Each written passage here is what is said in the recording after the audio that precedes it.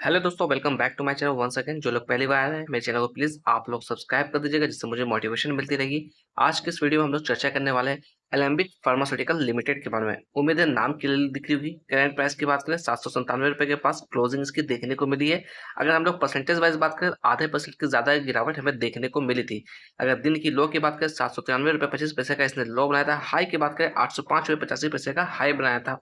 सबसे पहले यहाँ पे रिटर्न्स की मैं बात करूँ, पिछले 1 साल में क्या कुछ रिटर्न्स इसने बना के दिया है, तो यहाँ पे देखिएगा 1 साल में 18.49% भारी गिरावट यहाँ पर नोटिस की जा रही है। वीडियो में आगे बढ़ने से पहले यहाँ पे डिस्क्लेमर देना चाहूँगा, मैं किसी भी तरह का बाय और सेल की रिकमेंडेशन आपको नहीं दे रहा हूँ। आपको सोच समझ के खरीदारी करना है इस स्टॉक्स के अंदर। सबसे पहले बात करते हैं इसके क्वार्टर्स के नतीजे को लेकर। तो क्वार्टर्स के नतीजे अभी डिक्लेयर नहीं हुए हैं।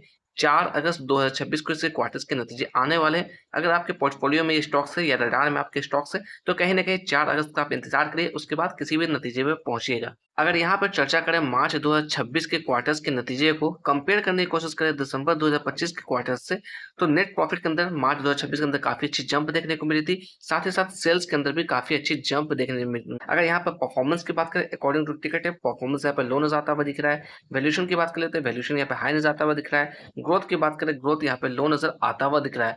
अगर यहाँ पे मैं बात करूँ रेटिंग्स एंड फोरकास्टिंग को लेकर, तो देखिएगा सिर्फ और सिर्फ 10 एनालिस्ट से कवर किया और 60% की रेटिंग्स हमें यहाँ पे देखने को मिल रही है। अगर फंडामेंटल वाइज बात करें, कंपनी काफ़ी अच्छी यहाँ पे देखने को मिल रही है। बैलेंस शीट की बात करें, बैलेंस शीट भी काफ़ी मजबूत है।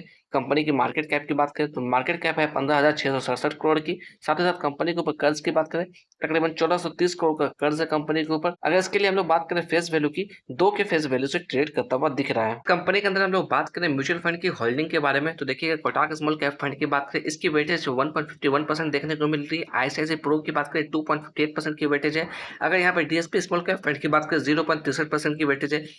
स्मॉल कैप फंड की बात करें 0.41% की वेटेज देखने को मिल रही है। अगर चार्ट पर चर्चा करें, तो देखिएगा वन डे का टाइम पे मैंने यहाँ पे चार्ट लगा रखा है। सबसे पहले मैं बात करने वाला हूं निचले स्तर की। ये जो कैंडल देख रहे हैं, ये कैंडल है अप्रैल 2026 की। यहाँ पर तकरीबन 654 रुपए का लो बनाया था। उसके बाद इस स्टॉक्स के अंदर रिकवरी हमें देखने को मिल रही है। अगर इसके अंदर बात करूँ मैं 50 डे मूविंग एवरेज के बारे में, तो इसकी वैल्यू निकलती हुई आ रही है 793 रुपया। करंट प्राइस की बात करें 797 रुपये। देखा जाए अपने 50 डीएमए के ऊपर ट्रेड करता हुआ दिख रहा है। साथ ही साथ इसके अंदर वॉल्यूम की बात करें, लास्ट ट्रेडिंग सेशन के दिन यानी कि फ्राइडे के दिन काफ़ी कम वॉल्यूम देखने को मिली थी। 1 लाख से भी कम की वॉल्यूम नोटिस की गई थी। डिलीवरी और परसेंटेज की बात करें, 61% की डिलीवरी इस स्टॉक्स के अंदर उठाई गई है। अगर यहाँ पे चार्ट पर चर्चा करें, तो ये जो रेंज दिख रहा है, ये रेंज इसके लिए एज ए रेजिस्टेंस के तौर पे आता हुआ दिख रहा है। डाउन साइड में हम लोग बात करें सपोर्ट लेवल्स के लिए, तो ये जो लेवल्स दिख रहे हैं, ये इसके लिए कहीं ना कहीं सपोर्ट के लेवल्स के तौर पर काम करता हुआ दिख सकता है।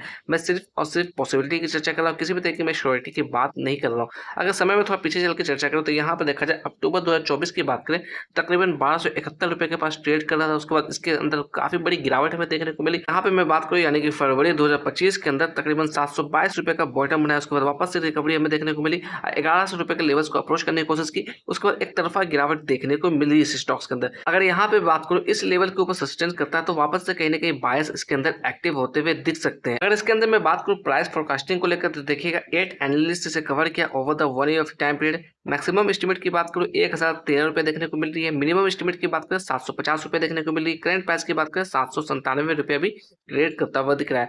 तो इसके क्वार्टर्स के नतीजे का इंतजार करिएगा। अगर आपके पोर्टफोलियो में ये स्टॉक्स है या फिर आप रडार पर रखे हुए हैं, तो क्वार्टर्स के नतीजे आते हैं तभी किसी तरह के डिसीजन लीजिएगा।